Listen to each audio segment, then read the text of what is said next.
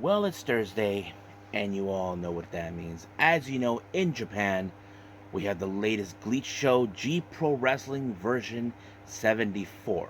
Now, this one only features one championship match, and that is the G Infinity Tag Belts. Well, of course, the current champions from BGI defend their tag belts against the guys from Osaka Rogue Nation. That includes also a member of the Bulk Orchestra, Quiet Storm, who's involved in that. And then, of course, we had a very interesting matches taking place as well, so we'll get through all of them. And then, of course, we move on with, of course, TNA. As you know, we're only about 40 hours away. By the time this video, it'll be probably 24 hours, if you know what I mean. We got Slammiversary, so anything could happen. But we do have, of course, is the TNA World Tag Team titles defended. The Hardys will have their triumphant return, facing off against the System and various other good matches as well.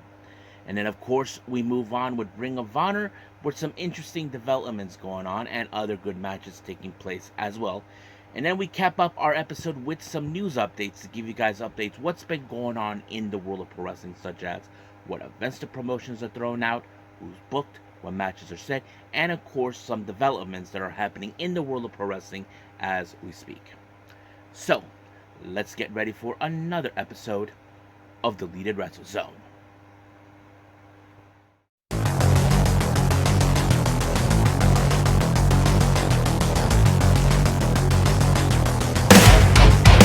Are you ready? Get up, get up! Get up, get up! Get up, get up! Get up, get up! Get up, get up! Get up, get up! Hey everyone, welcome to the Deleted Wrestle Zone. All things that is pro wrestling with AEW, NXT, New Japan Pro Wrestling, TNA, the National Wrestling Alliance, various promotions, wrestlers, matches, and championships. I am your host, J-Rod here. So, if you are new to the channel, welcome. This is a channel where we do a lot of pro wrestling reviews from various promotions, not only here in the United States, but also in Japan, Mexico, Canada, Europe, the UK, anywhere in the world where pro wrestling is not as big, but it continues to grow.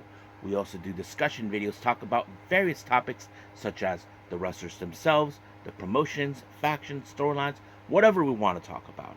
We also do more news updates. If I have certain information I'm unable to put it on this episode, I can put it on a separate video or on the next episode.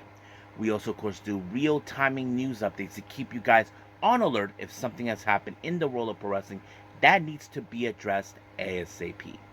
We also, of course, do the Unagi Sayaka Watch and various other cool things as well. So if you like what you see, please subscribe to us. So click on that subscribe button. You'll be getting a lot of daily reviews and other cool wrestling content as well. But if you like this episode, please give us a like on the like button or a nice comment in the description down below. Now, all introductions are set aside. It's time to rock and roll. So, let's begin with our very first review, and this is from the Japanese promotion GLEAT with G Pro Wrestling version 74.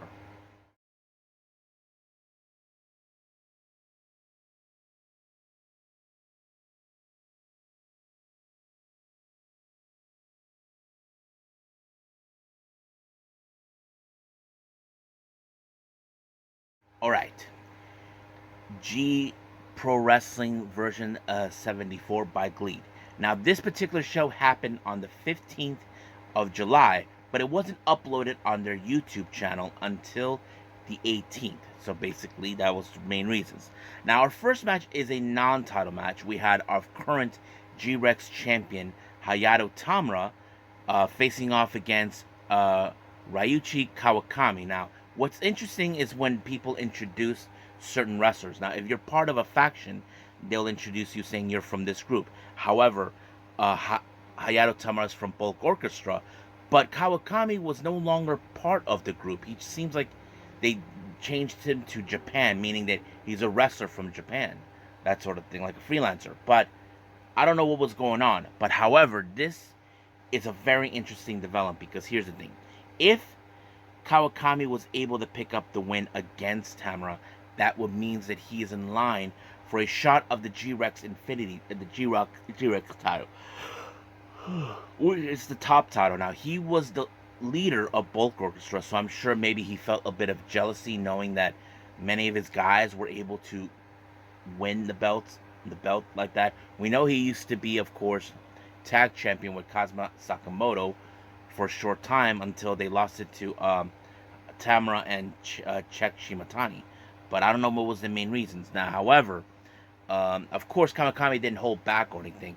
But one thing that was for certain, Kawakami used the referee for interference for some dude. I don't even know who the fudge he is. He attacked Tamura, but that led for Kawakami to pick up the win by pinning him, meaning that he probably will get a shot of the belt. And then it seems like, I don't know what's going on. This guy, I don't know who this dude is. Seems like he's sort of like forming a group or something. I don't know. He had like the shirt that's like a reverse GLE or whatever, and the bottom says Monsters. I don't know what that is, but we'll see down the line how things will progress. Now, our next match, we have Soma Watanabe taking on Aran Sano. Now, I don't know much about him, but all I know is that he is part of Osaka Pro Wrestling. So basically, he's from the local region. But I can tell you that this match had no purpose for me. But however, Soma Watanabe is one of those wrestlers we definitely can get behind. He is fantastic. He has some killer drop kicks, and that's exactly how he picks up his win, with drop kicks, and just like that, it was over. But out of nowhere, Kawakami's buddy, the guy who got involved in the earlier match, all of a sudden attacked Soma. I don't know what's the deal with that. I don't know what was his purpose attacking him. It made absolute no sense. Now, our next match, we have a bit of a mix, well, an intergender tag match. We have what's his name?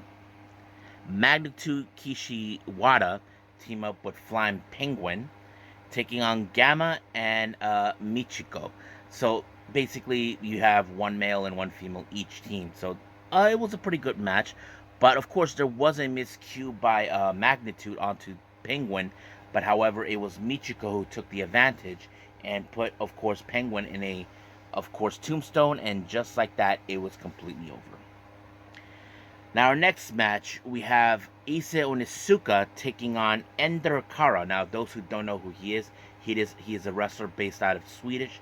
He's been wrestling mostly with Pro Wrestling Freedoms for quite a while. We have seen him a few times in Choco Pro, but however, this put Onizuka in a bad position where he ended up in a submission, very, very deadly, and he had no other choice but to tap.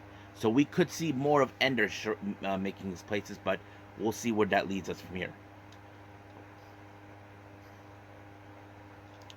Now, our next match, we have a tag match. We have Tiger's Mask and Minoru Tanaka taking on BGI's Kotaro Suzuki and Hartley Jackson. Now, when it comes to BGI, it's no secret that BGI likes to cut corners to pick up the wins. That's always been who they are. But however, the biggest surprise was, in fact, of course, when we saw, what's his name?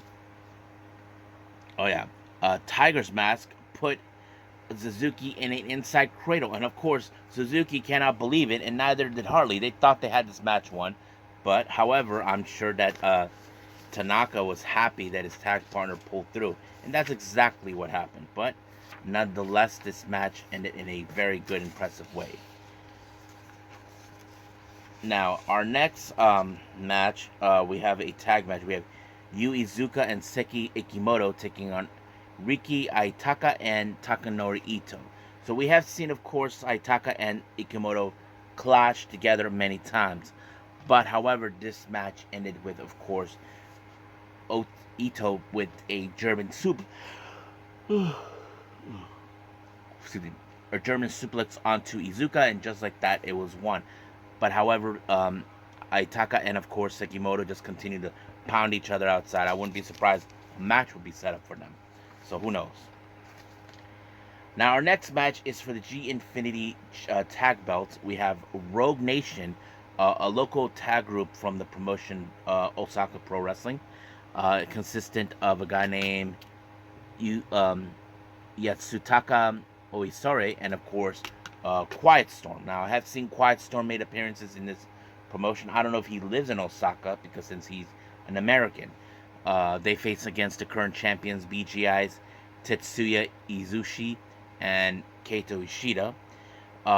You probably would think this is going to be a very impressive match. It kind of did, but however, it was Izushi with a somewhat of a Kimura lock onto Ozari, and just like that, they retained the belts. However, of course, BGI are determined to prove they are the #1 faction, and that no one's there to stop them. But we'll see. Now, our next match, we have Strong Hearts. This is our main event. Strong Hearts consisting of El Lindaman, Takehiro Yamamura, and T-Hawk taking on Ruya Matsufuza, Billy Ken Kid, and of course, Hub. Now, those who don't know, Hub is one of the most popular wrestlers based in Japan, especially in like Osaka area or something like that. But yes, so basically, he was there. But however, in this match, it was Yamamura who picked up his first official win. He has been on losing matches before, but he has never picked up the win himself. He was able to do that against Hub, and just like that, it was over. So you can say congratulations, Yamamura, you picked up a very impressive match. So I can't wait to see what else will happen, but we'll see from here on out. So I think we're pretty much it with GLEAT. Let's move on with our next review, and I think that is TNA.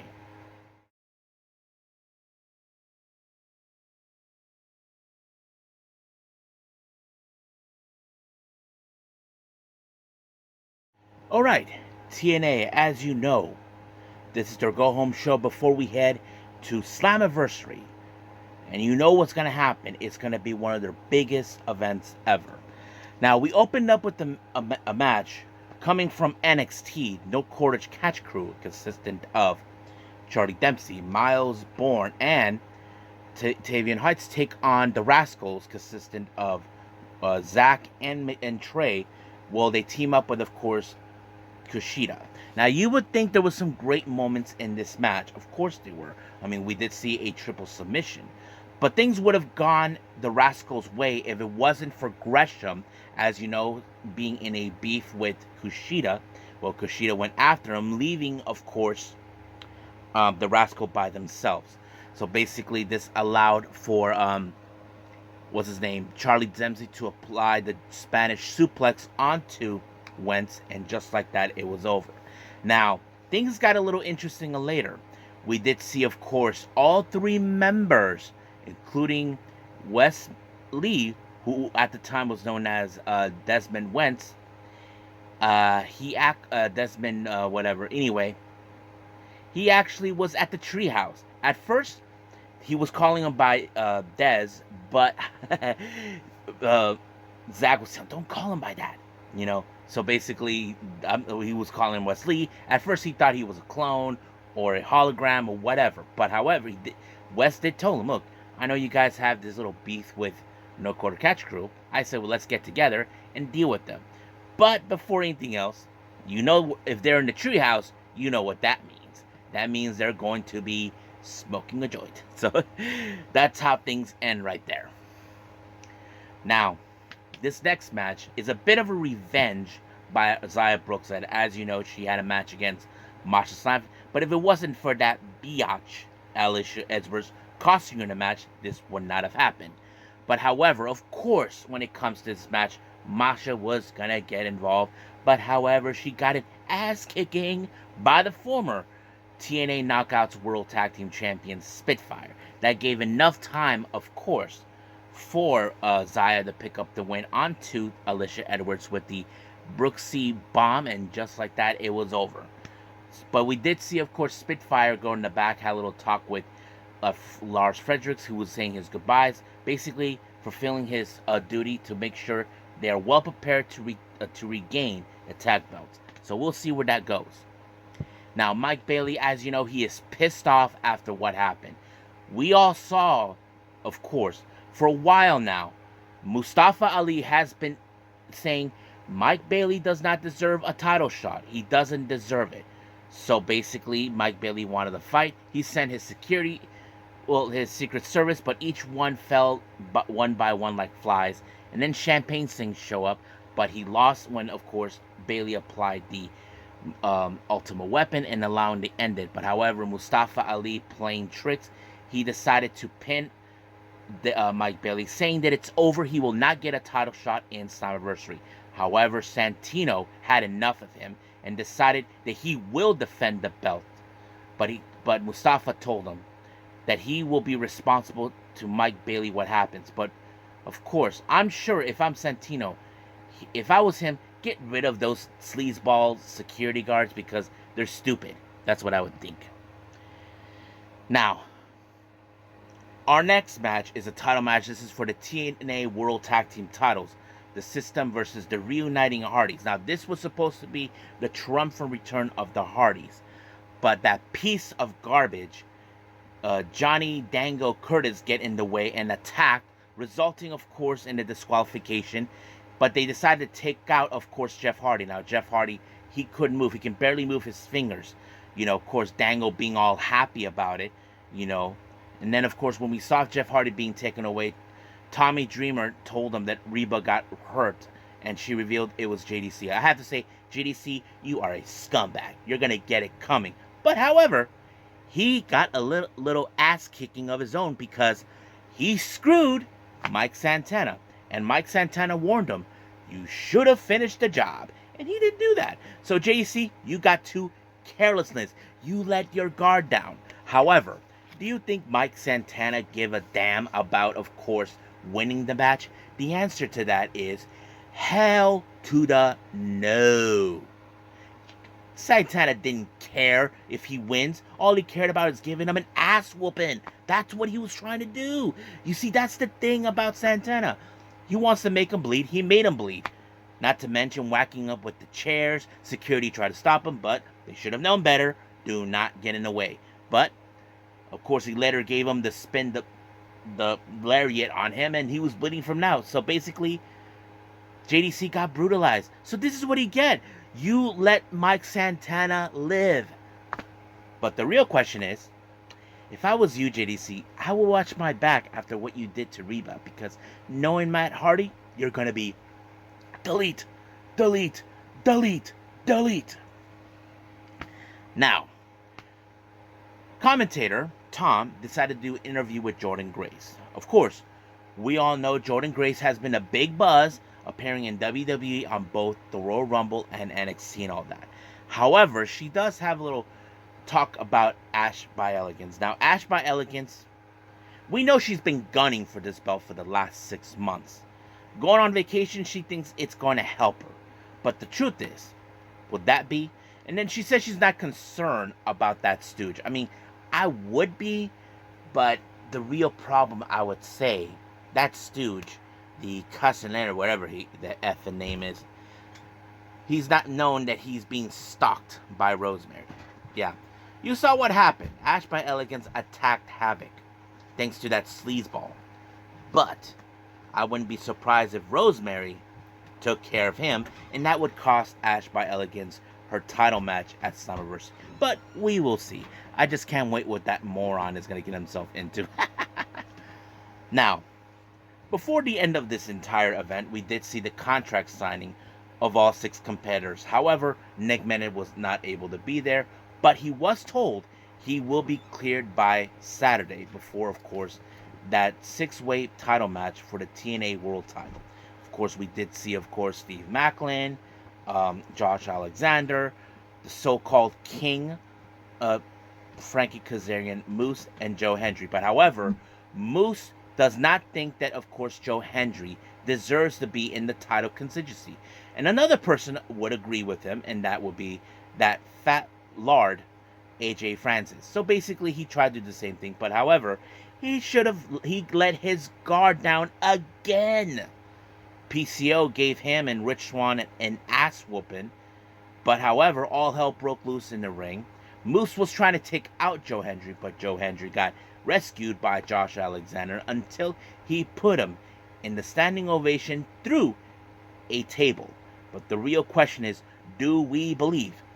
Because I would love to see Joe Hendry become the TNA World Title, and that would break the system for good. So we'll see what happens. So I think that's pretty much it right now with TNA. Let's move on with Ring of Honor.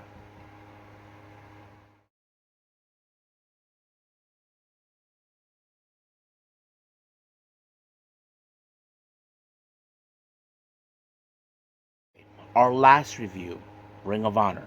Now it opened up, as you know, we are well aware that at Death Before Dishonor, our current ROH World Champion will be defending his title against Roderick Strong, who is a former champion. Now, of course, Mark Briscoe knows you and I have danced the same thing over. But the real question is, can Roderick Strong be the guy to defeat Mark Briscoe, or Mark Briscoe, of course, will try to retain the belt as long as possible to keep the family legacy kept going? Well, we will see. Now, for a while, we have been watching what's been going on with Athena. Now, the real question does remain, is Athena really faking the injury? That's always been the case. We saw her that she kind of played coy that she got hurt. She is trying to ensure, but because here's the thing. We know that Queen Aminata and Red Velvet pleaded their case saying, how do we know she's not injured? Why does she refuse to give up the belt after if she's going to be gone for 6 to 8 months? So they think that she is in fact lying. So we will see what happens until then. Now, Dalton Castle was put himself in a bad predicament where he has to face against Lance Archer and, of course, the Righteous. So he had no tag partners.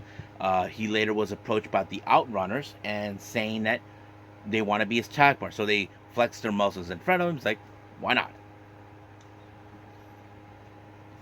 So and then that's where we led to this match. Of course, Dalton Castle and the Outrunners. I have to say I feel like this is a perfect pairing between them, you know. But they have to face against a guy who says everybody dies, and two deranged psychopaths, Vince and Butch, the Righteous. So basically, but this ended with, of course, well, I have to say there was a great moment when Truth Magnum sacrificed himself for Dalton Castle, which was very unusual, but he did it, you know. But unfortunately, it wasn't enough because he ended up being the one lost when Archer did the blackout. Just like that, it was over. Now, we do see a little video package from MXM, who will be making their debut soon. Hopefully, we will see some real things coming from them. Now, our next match, we had Red Velvet versus Maya World. Now, it was later foretold by the commentators that Maya World is, in fact, one of Athena's students, and we ask ourselves, was she sent by Athena to do her bidding? Well, it kind of did not do any well for her because she applied some sort of new move we never seen before, and just like that, it was over. But we do know Red Velvet will get her hands against Billy Starks for the ROH Women's World Television, so we will see what happens. Our next match, we have Evil Uno making his way. He calls doubts to anybody, either if it's AEW, New Japan, or even Stardom, to make their way. And the person who responded, it's Katsuyori Shibata. Now, however, the match was okay, it was good until the match had to be stopped due to dislocation by Uno, so the ref called it, just like that.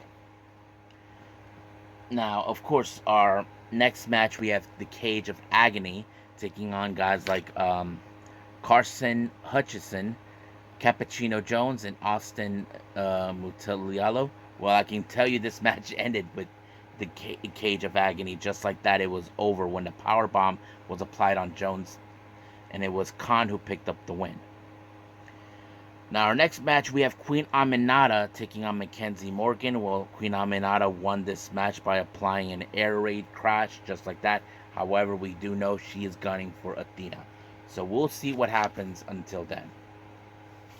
Now, our next match, this is a no-holds-barred lights-out match. This is between Layla Hirsch and Diamante. However, Diamante has never defeated, of course, Layla Hirsch. So she's currently, well, Layla beat her 5 times, well, Diamante 0. But this is her wheelhouse because there's a lot of weapons that come out. I mean, and then we did see a plunge be used onto the mouth of Diamante. I thought it was funny. Then we saw thumbtacks, but however, it was Diamante with a code red on through a table onto, of course, um, Layla Hirsch just winning the match. That means she finally gets one win out of her. But we can say this: she's like behind her regardless. But that's how it goes. So we'll see what happens down the road for Diamante. But as the moment, we'll end things right here and move on with our last and final thing: news updates.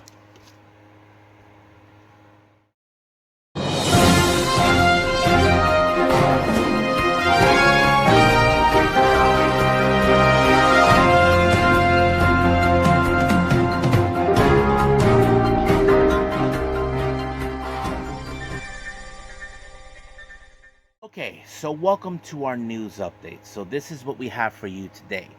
Now, let's talk with the GCW stuff. Now, unfortunately for this coming weekend, it was foretold that Nick Gage is injured, so certain changes will be made, of course, during the weekend.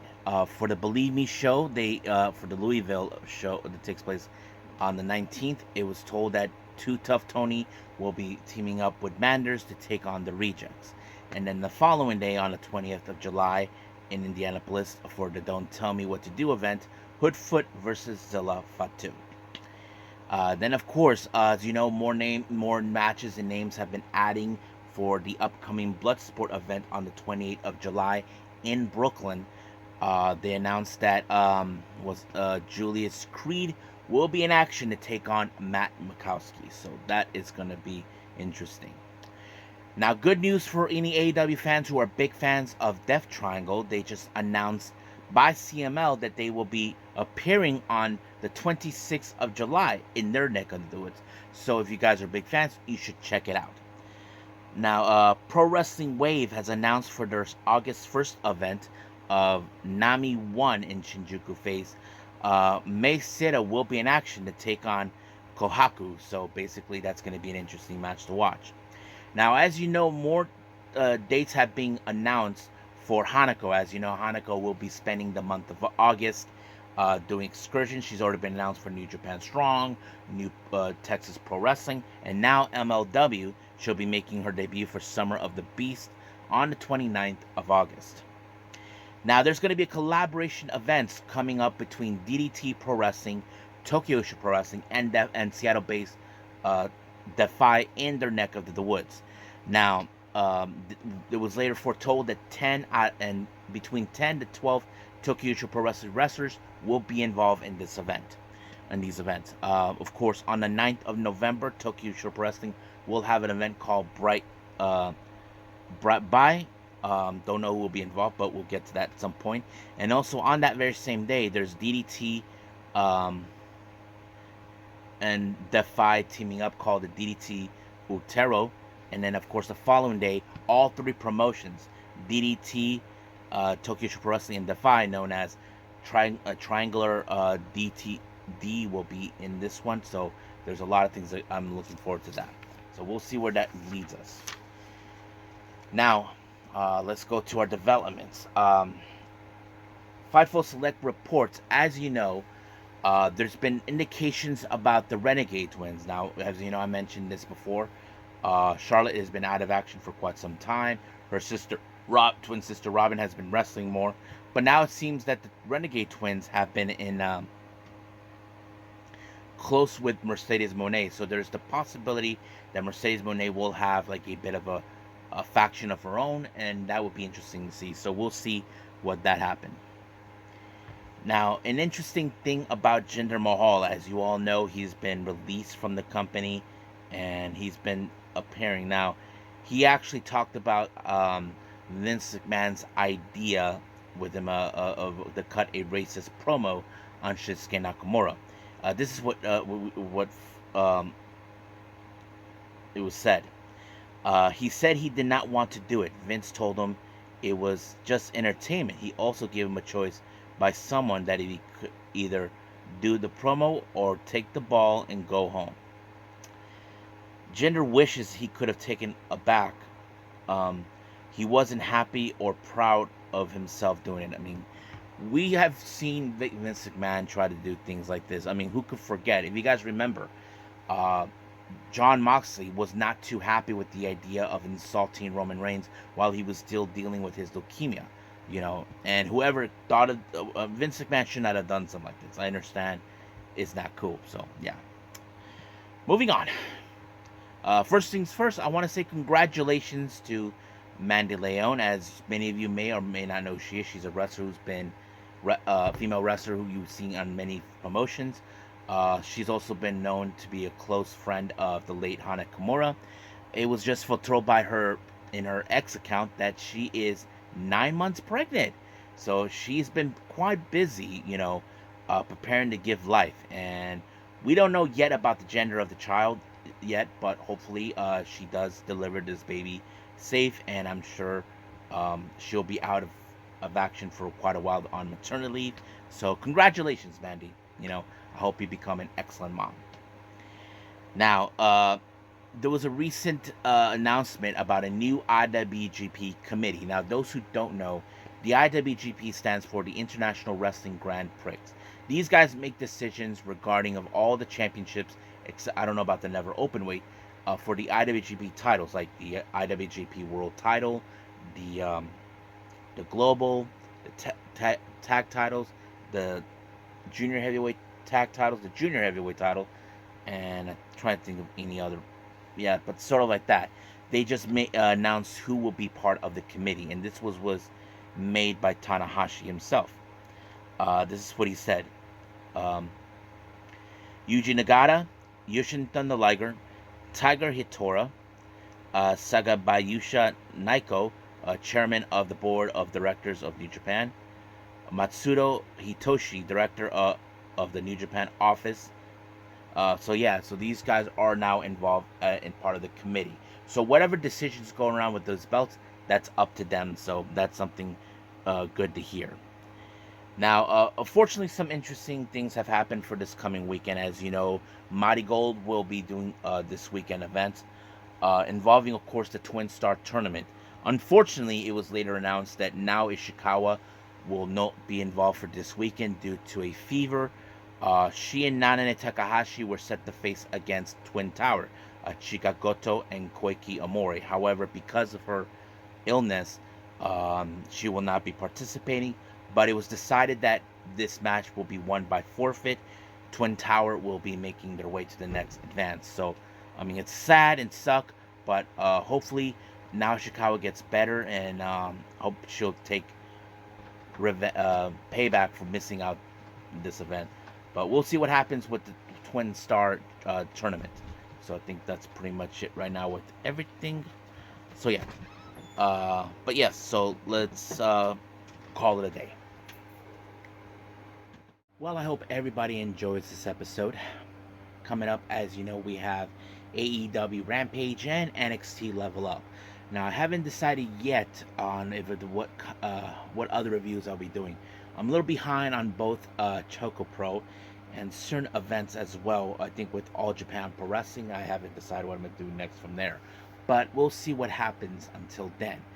As we speak, we do have the latest Stardom show. I'm not sure if I'll be able to see it, either for next episode or the following, depending on how things are for me. But we'll see what happens. But until then, I will see you guys in the next DWZ time. Same DWZ channel. I must bid all of you adieu. So, goodbye. And have a nice day. Bang.